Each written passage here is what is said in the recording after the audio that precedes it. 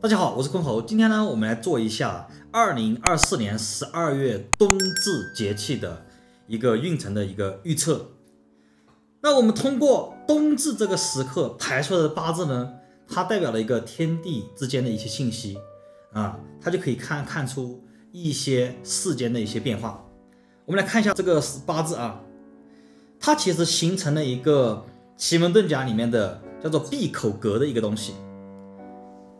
年干是甲木，当时干逢到癸水的时候，我们一般来说就可以把它叫做闭口格啊。特别在大日子这种节气交替的时辰里面出现的时候呢，它更加能应验。那为什么叫做闭口格呢？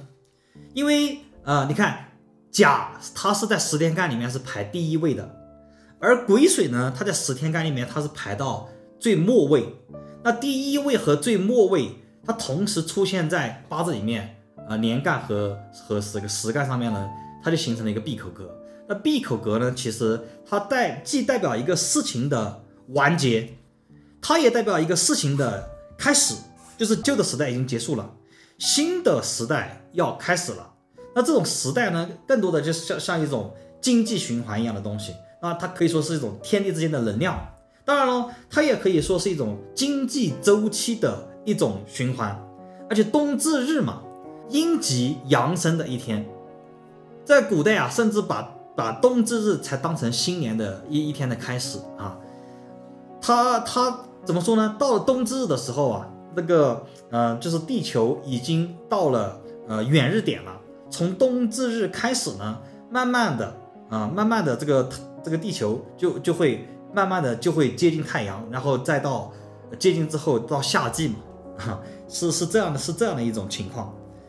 所以说它也更加能够配合这个闭口格代表的一个新旧交替的这种情况。然后这个八字里面呢，我们可以看到一些东西就是子未穿在这个八字里面会是这个半月这个节气的一个主题。那子未穿呢，它代表的是一种暗箭伤害然后未土呢也是在坤卦，是财库所以说要谨防一个债务危机还有财务危机的这样的一种情况，要非常好的去度过难关。然后在新的这一轮经济周期开始的时候呢，要如何求财呢？其实也要看时干上面这个癸水。那我们来看一下这个癸水是怎样的东西。我们看到它的甲骨文呢是两个兵器交叉的放在一起，那代表两个有力量的人进行深度的合作。那这种力量呢，可以理解为除了暴力之外，还代表你的杠杆或者你的秘密武器、公司的机密，不会被任何外人轻而易举夺取到的东西。因为现在你看大家都知道现在钱难赚，很多人都去什么开滴滴送外卖除此之外他已经挣不到钱了。那他除了干这个之外，他别无他法。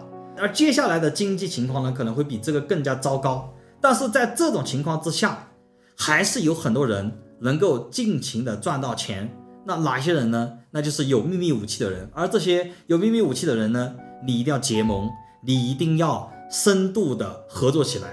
那其实就告诉了大家一个出路。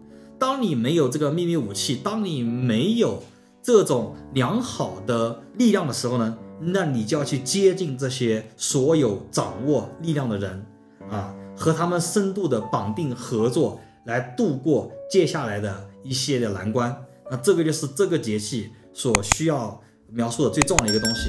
然后呢，我把另外的紫微斗数预测节目呢丢到了我的紫微斗数频道里面。通过紫微命盘，其实可以看到很多和八字预测相似但不同的信息。大家要是感兴趣的话，可以转移到咱们的坤侯紫微斗数教学频道去看一下。谢谢大家。